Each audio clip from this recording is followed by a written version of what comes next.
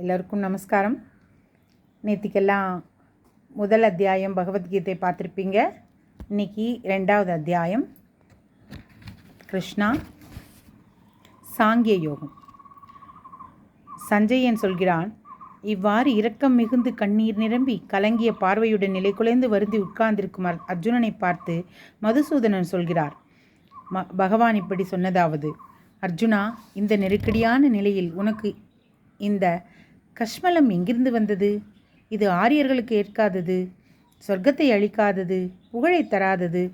பார்த்தா பேடித்தனத்தை அடையாதே, இது உனக்கு தகாது. பகைவர்களை தகிக்கச் செய்பவனே, மிக்க மட்டமான மனச்சோர்வை உதிரிவிட்டு எழுந்திரு.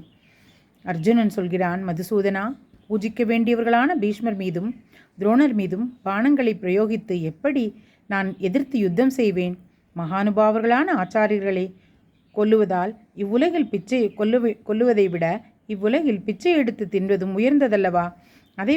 அதை விட்டு பொருளில் ஆசை கொண்ட ஆச்சாரியர்களை கொன்று அவர்களுடைய இரத்தத்தால் பூசப்பட்ட போகங்களை இவ்வுலகிலேயே நான் எப்படி அனுபவிப்பேன்? மற்றும் நாம் இவர்களை ஜெயிப்பதா அல்லது நம்மை இவர்கள் ஜெயிப்பதா? இவ்விரண்டில் எது உயர்ந்தது என்று நமக்கு தெரியவில்லை. எவர்களை கொன்றபின் நாம் உயிர் வாழ மாட்டோமோ அத்தகைய திருதராஷ்டிர மக்கள் நம் எதிரில் வந்து நிற்கிறார்கள். இரக்கம் என்ற தோஷத்தால் நிலையிழந்தும் எது தர்மம் என்று அறியாத மனநிலை கொண்டும் நான் உன்னை கேட்கிறேன். எது எனக்கு உண்மையில் நன்மையை தருமோ அதை எனக்கு சொல். உனக்கு நான் சிஷ்யன். உன்னை சரணமடைந்த என்னை நல்வழியில் திருத்தி அருள்வாயாக. இந்த பூவுலகில் எதிரிகள் இல்லாததும் எல்லாம் நிறைந்ததுமான ராஜ்யத்தை பெற்றாலும் தேவர்களின் தலைமை பதவியை அடைந்தாலும் என்னுடைய புலன்களை வாட்டுகின்ற இந்த சோகத்தை நீக்கக்கூடியது அவைகள் எதுவுமே இல்லை என்று நினைக்கிறேன். சஞ்சயன் சொல்கிறான், இவ்வாறு அர்ஜுனன் ரிட்டிகேஷனும் கோவிந்தனுமான கண்ணனை பார்த்து சொல்லிய பின் நான் போர் செய்ய மாட்டேன் என்று மௌனமாக இருந்துவிட்டான். 2 சேனைகளுக்கிடையே கலங்கி நிற்கும் அந்த அர்ஜுனனை பார்த்து ரிஷிகேஷன் புன்முறுவல் செய்து இவ்வாறு சொல்கிறான், பகவான் சொன்னதாவது: வருந்தத்தகாதவர்களை பற்றி நீ வருந்துகிறாய். மற்றொரு புறம் எல்லாம் அறிந்த அறிவாளிகளைப் போல் பேசுகிறாய். அறிவாளிகள் இறந்தவர்களை பற்றியோ பிழைத்திருந்தவர்களை பற்றியோ வருத்தப்பட மாட்டார்கள். ஒரு சமயத்தில் நான் இல்லாமல் இருந்து பிறகு உண்டானேன் என்பது இல்லை. அம்மாதிரியே நீயும் அரசர்களும் ஒரு சமயம் இல்லாமல் இருந்து பிறகு உண்டானீர்கள் என்பதும் இல்லை. நாம் எல்லோரும் இனி வருங்காலத்தில் இருக்க மாட்டோம் என்பதும் இல்லை. எல்லோரும் இருந்தோம், எல்லோரும் இனி இருக்கப் போகிறோம். இந்த உடலில் வாலிப பருவம் யவ்வன பருவம் எவ்வாறு வந்து சேர்கின்றனவோ அந்த மாதிரியே ஆத்மாவுக்கு வேறு உடலும் வருகிறது. அறிவாளி இதை பார்த்து மயங்க மாட்டான். குந்தி மகனே, புலன்களின் விஷயங்கள் புலன்களை தொடும்போது குளிர், வெப்பம், சுகம், துக்கம் என்ற உணர்ச்சிகள் உண்டாகின்றன. அவை வந்து போய்கொண்டிருப்பது நிலையற்றவை. ஆகவே அவைகளை பொறுத்துக்கொள். புருஷ சிரேஷ்டனே, அறிஞனான என்னை எந்த மனிதனை இவை வருத்துவதில்லையோ சுக துக்கங்களை சமமாக கருதுவனான அந்த மனிதனை முக்திக்கு தகுதியானவன். இல்லாததற்கு இருப்பு என்பது கிடையாது, இருப்பதற்கு இல்லாமை கிடையாது. இவ்விரண்டின் உண்மை நிலையும் மெய்ப்பொருளை கண்டவர்கள் அறிவார்கள். எந்த ஆத்மாவானது எங்கும் பரவியுள்ளதோ அது அழிவற்றது என்பது அறிவாயாக. இவ்வாறு அழிவற்ற ஆத்மாவுக்கு எவரும் அழிவை ஏற்படுத்த முடியாது. ஓ பரத வம்சத்தவனே, என்றென்றும் இருப்பதும் அழிவற்றதும் அழிவிற்கடங்காதுமான ஆத்மாவால் தாங்கப்படுகின்ற இந்த உடல்கள் அழிவுள்ளவை என்று சாஸ்திரங்கள் கூறுகின்றன. ஆகவே இதை நன்கறிந்து போர் செய்வாயாக. எவனொருவன் இந்த ஆத்மாவை கொல்பவனாக நினைக்கின்றானோ, எவனொருவன் இந்த ஆத்மா கொல்லப்பட்டதென்று நினைக்கின்றானோ அவ்விருவரும் அறியாதவர்கள். இந்த ஆத்மா ஒருவரை கொல்லுவதும் இல்லை, ஒருவரால் கொல்லப்படுவதும் இல்லை. இந்த ஆத்மா எப்பொழுதும் பிறப்பதும் இல்லை, இறப்பதும் இல்லை. ஒரு சமயம் இருந்து மறுசமயம் இல்லை என்பதும் இல்லை. இது பிறப்பற்றது, என்றும் உள்ளது, நிலையானது, பழமையானது. சரீரம் சொல்லப்படும் பொழுது இது கொல்லப்படுவதில்லை, சரீரம் கொல்லப்படும் பொழுது இது கொல்லப்படுவதில்லை. எவனொருவன் இந்த ஆத்மாவை அழிவற்றது, நிலையானது, பிறப்பற்றது, தேயாதது என்று சொல்கிறானோ அவன் யாரை கொலை செய்ய முடியும்? யாரைத்தான் கொல்ல முடியும்? எப்படி ஒருவன் நைந்து போன துணிகளை தள்ளிவிட்டு புது துணிகளை எடுத்துக்கொள்வானோ அப்படியே சிதைந்து போன உடல்களை நீக்கிவிட்டு புதிய உடல்களை அடைகின்றது ஆத்மா. இந்த ஆத்மாவை ஆயுதங்கள் வெட்டுவதில்லை, நெருப்பு எரிப்பதில்லை, தண்ணீர் நனைப்பதில்லை, காற்றும் உலர்த்துவது இல்லை. இது வெட்ட முடியாதது, எரிக்க முடியாதது, நனைக்க முடியாதது, உலர்த்த முடியாதது.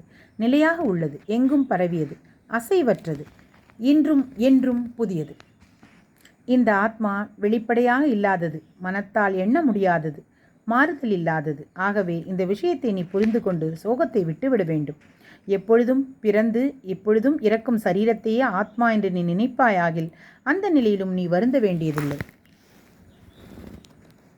பிறந்தவனுக்கு மரணம் என்பது நிச்சயமாக உண்டு. மரணமடைந்தவன் பிறப்பதும் நிச்சயம். ஆகவே தவிர்க்க முடியாத ஒரு விஷயத்தை குறித்து நீ கவலைப்படாதே. ஜீவன்கள் முதலில் புலப்படாமலிருந்து நடுவில் புலப்பட்டு முடிவில் புலப்படாத நிலையை அடைகின்றன. ஆகவே அதற்காக அழுவானேன்? இந்த ஆத்மாவை யாரோ ஒருவனே ஒரு ஆச்சரிய வஸ்துவை காண்பது போல் காண்பான். அப்படியே மற்றொருவன் ஆச்சரியத்தை சொல்வது போல் சொல்வான். இன்னும் ஒருவன் ஆச்சரியத்தை கேட்பது போல் காதால் கேட்பான். இப்படி கேட்டும் எவனும் அந்த ஆத்மாவை அறிந்தானில்லை. அர்ஜுனா, எல்லா தேகத்திலும் உள்ள தேகியான இந்த ஆத்மா அழிக்க முடியாதது. ஆகவே எந்த பிராணியை பற்றியும் நீ வருந்த வேண்டியதே இல்லை. உன்னுடைய சுய தர்மத்தை பார்த்ததும் நீ அசையக்கூடாது. நியாயமான பேரை காட்டிலும் சத்திரியனுக்கு வேறு பேறு கிடையாது. அர்ஜுனா, தானாக கிடைத்ததும் திறந்திருக்கும் சொர்க்கவாசலுமான இத்தகைய யுத்தம் புண்ணியசாலியான சத்திரிகளுக்கே கிடைக்கும். இப்படி தர்மமான யுத்தத்தை நீ நடத்தாவிட்டால் சுயதர்மத்தையும் புகழையும் இழந்து பாபத்தையே அடைவாய். இப்படி தர்மமான யுத்தத்தை நீ நடத்தாவிட்டால் சுயதர்மத்தையும் புகழையும் இழந்து பாபத்தையே அடைவாய். அது மட்டுமல்ல, பிராணிகளெல்லாம் தீராத பழியை உன்மீது சுமத்தும். பாராட்டப்பட்டவன் பழியை சுமப்பது மரணத்தை காட்டிலும் பெரிய துன்பம் அன்றோ? மகாரதிகர்கள் உன்னை பயத்தால் போரை விட்டவன் என்பார்கள். அவர்களின் நன்மதிப்பை பெற்ற நீ சிறுமை அடைவாய். உன்னுடைய சத்துருக்கள் சொல்லத்தகாத பழிச்சொற்களையெல்லாம் சொல்லப் போகிறார்கள். உன்னுடைய திறமையை பழிக்கப் போகிறார்கள். அதை காட்டிலும் அதிகமான துக்கம் ஏதாவது உண்டோ? குந்தி மகனே, நீ கொல்லப்பட்டால் சொர்க்கத்தை அடைவாய், ஜெயித்தால் ராஜ்யத்தை அனுபவிப்பாய். ஆகவே போர் செய்ய முடிவு செய்து எழுந்திரு. சுகதுக்கங்களையும் லாப நஷ்டங்களையும் வெற்றி தோல்விகளையும் சமமாக பாவித்து யுத்தத்திற்கு முனைவாயாக. இப்படி செய்தால் பாபத்தை அடைய மாட்டாய். சாங்கிய முறையில் ஆத்மாவை அறியும் வகை இதுவரை உனக்கு சொன்னேன். இனி யோக முறையில் ஆத்ம ஞானத்தை பற்றி சொல்கிறேன், கேள். இந்த யோக முறையில் ஏற்படும் அறிவினால் கர்ம பந்தத்தை நீ நீக்கிக் கொள்ளப் போகிறாய். இந்த கர்ம யோக முறையில் ஒன்றை ஆரம்பித்தது பூர்த்தியாகாவிட்டால் அது வீணாகிவிடும் என்பது இல்லை. எதிரடியான பலனும் ஏற்படாது. கர்மயோகத்தின் சிறிய பாகமும் சம்சாரம் என்ற பெரிய பயத்திலிருந்து காப்பாற்றும். இந்த கர்ம மார்க்கத்தில் நிச்சய புத்தி ஒன்றை நிச்சய புத்தி இல்லாதவர்களிடமோ புத்தியோவெனில் பல கிளைகளை பிரித்தும் முடிவில்லாமலும் இருக்கும். அவிவேகிகள் ஸ்வர்க்கம் முதலிய பலன்களை கூறும் வேத வாக்கியங்கள் பற்றுள்ளவர்கள், சொர்க்கத்தை காட்டிலும் உயர்ந்தது இல்லை என்று சொல்பவர்கள், ஆசையே உருவானவர்கள், சொர்க்கமே இறுதி பயன் என முடிவு செய்தவர்கள். அவர்கள் மறுபிறவியும் கர்ம பலனையும் அழிப்பதும் பலவிதமான சடங்குகள் நிறைந்ததுமான அனுபவ ஐஸ்வர்ய பாதைக்கு சாதகமான புஷ்பம் போல் அழகாகவும் மிருதுவாகவும் பேசுவார்கள். அவர்களுடைய பேச்சுக்களில் மனதை பறிகொடுத்தவர்களுக்கு முன் சொன்ன நிச்சயமான புத்தி மனத்தில் உண்டாவதில்லை. அர்ஜுனா, வேதங்கள் சத்வம், ரஜஸ், தமஸ் என்ற 3 குணங்களை பெற்றவை. இம்மூன்று குணங்களையும் வென்றவனாகவும் சுக துக்கங்கள் போன்ற இரட்டைகளை அற்றவனாகவும் கலப்பற்ற சத்வகுணத்தை நிலையாக பெற்றவனாகவும் யோகக்ஷேமங்கள் அற்றவனாகவும் ஆத்மாவை தேடுபவனாகவும் இரு.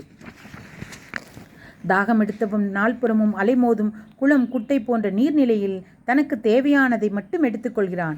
அங்குள்ள அத்தனை நீரையும் எடுப்பதில்லை. அம்மாதிரியே வேதத்தை பின்பற்றிய முமுட்சுவும் மோட்சத்துக்கு தேவையானதை மட்டுமே வேதத்திலிருந்து எடுத்துக்கொள்ள வேண்டும்.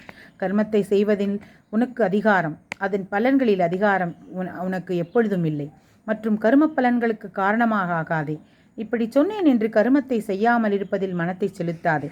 தனஞ்சயனே, பற்றுதலை நீக்கி யோகத்தில் நின்று எடுத்த காரியம் நிறைவேறுவது நிறைவேறாமல் போவது இவ்விரண்டையும் ஒன்றாகவே கருதி கர்மங்களை செய். இத்தகைய சமநிலைக்கே யோகம் என்று பெயர். தனஞ்சயனே, புத்தி யோகத்துடன் கூடிய கர்மத்தை காட்டிலும் மற்ற கர்மம் மிகவும் தாழ்ந்தது. ஆகவே புத்தியில் மனதை செலுத்து. பயனில் பற்றுதல் கொண்டு கர்மத்தை செய்பவர்கள் பேதைகள். புத்தியோகத்துடன் கூடியவன் இவ்வுலகத்தில் புண்ணிய பாபங்கள் இரண்டையும் விட்டு விடுகிறான். ஆகவே இந்த யோக நிலையை முயற்சி செய். கர்மங்களில் உள்ள திறமையே யோகம் எனப்படும். புத்தியோகத்திலிருந்து கர்மங்களால் ஏற்படும் பயனை துறந்தவர்களான ஞானிகள் பிறவித்தலையிலிருந்து விடுபட்டு எத்தகைய தீங்கும் இல்லாமல் பரமபதத்தை அடைகிறார்கள். எப்பொழுது உன்னுடைய புத்தியானது மோகமாகிற குழப்பத்தை விட்டு தாண்டுமோ அப்பொழுது இதுவரை கேட்டதை பற்றியும் இனி கேட்க வேண்டியதை பற்றியும் நீ வெறுப்படையப் போகிறாய். பல சாஸ்திரங்களை கேட்பதால் குழப்பமடைந்துள்ள உன் புத்தியானது ஆத்மாவில் எப்பொழுது நிலையா நிற்குமோ அப்பொழுது யோக சமாதியை நீ அடைவாய். அர்ஜுனன் கேட்கிறான், கேசவா, ஞானம் நிலை பெற்ற சிதப்பிரஜனுடைய லட்சணம் என்ன? சிதப்பிரஜன் எப்படி பேசுவான், எப்படி இருப்பான், எப்படி நடப்பான்? ஸ்ரீ பகவான் சொல்கிறார், மனதிலுள்ள ஆசைகள் அனைத்தையும் அறவே துறந்து தான் மகிழ்ச்சி கொள்பவன் ஸ்திதப்பிரஜன் ஆவான். துன்பங்கள் நேரும்போது மனம் கலங்காதவன், இன்பங்கள் வந்தபோது பற்றுதலற்றவன், ஆசை, பயம், கோபம் இவைகளை நீங்க பெற்றவன். இத்தகைய முனிவனுக்கு ஸ்திதப்பிரஜன் என்று பெயர். எவன் ஒருவன் எதிலும் அதிக அன்பு செலுத்த மாட்டானோ, அந்தந்த நன்மை தீமைகள் வந்தபொழுது முறையே மகிழ்ச்சியோ வெறுப்போ அடைவதில்லையோ, அவனுடைய ஞானம் நிலை பெற்றதாகும்.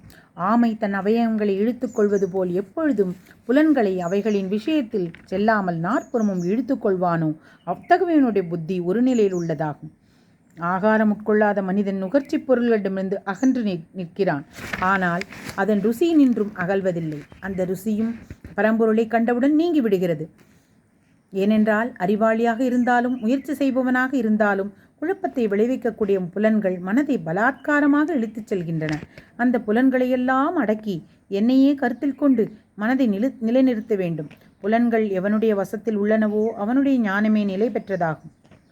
ஒரு மனிதன் விஷயங்களை நினைக்க நினைக்க அவைகளில் பற்று உண்டாகிறது. அந்த பற்றினால் ஆசை உண்டாகிறது. ஆசையினால் கோபம் உண்டாகிறது. கோபத்தினால் மோகம் உண்டாகிறது. மோகத்தினால் ஞாபகம் தடுமாறுகிறது. ஞாபகம் தடுமாற்றத்தால் விவேகம் அழிகிறது. விவேகம் அழிந்தால் அவனே அழிகிறான். விருப்பு வெறுப்புகளை நீக்கி ஆத்மாவுக்கு கட்டுப்பட்ட புலன்களால் விஷயங்களை அனுபவிக்கும் தன்னடக்கமுள்ள மனிதன் மனச்சாந்தியை அடைகிறான். மனச்சாந்தி உண்டானால் இவனுக்கு சகல துக்கங்களும் நீங்கி விடுகின்றன. சாந்த மனமுள்ளவனுக்கு விரைவில் ஞானம் நிலை பெற்றுவிடும். மனம் நிலைக்க பெறாதவனுக்கு ஞானம் கிடைக்காது. அத்தகையவனுக்கு ஞானத்தை பற்றி எண்ணமும் உண்டாகாது. அந்த எண்ணம் உண்டாகாதவனுக்கு சாந்தி உண்டாகாது. சாந்தி இல்லாதவனுக்கு சுகம் ஏது? அலைந்து கொண்டிருக்கும் புலன்களை மனம் பின்பற்றி செல்வதால் அந்த மனம் இவனுடைய விவேகத்தை காற்று ஓடத்தை இழுத்துச் செல்வது போல இழுத்துச் செல்கிறது.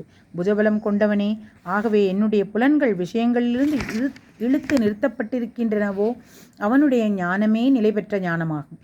சகல ஜீவராசிகளுக்கும் எது இரவோ அந்த இரவில் முனிவன் விழித்திருப்பான்.